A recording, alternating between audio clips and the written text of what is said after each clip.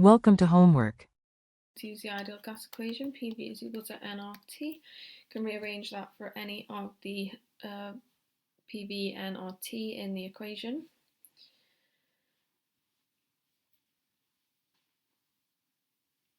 So the first thing we're looking to calculate is the volumetric flow rate of air drawn into the furnace.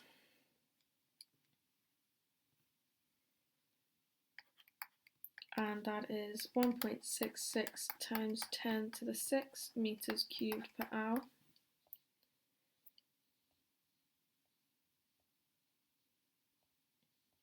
Following on from this, then what we can have the molar flow rate of the gases.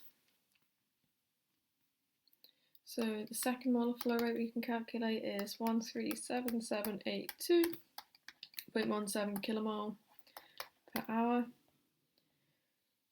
Moving on, we have the volumetric flow rate of gas leaving the furnace now.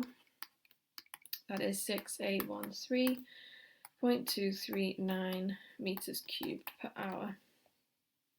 And then we can calculate the feed rate of limestone. So that is 43.575 kilograms CaCO3 per hour.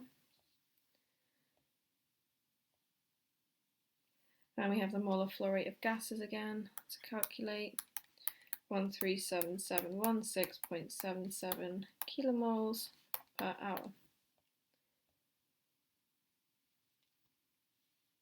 Next we have another volumetric flow rate to calculate following this, so that's 2426.881 meters cubed per hour.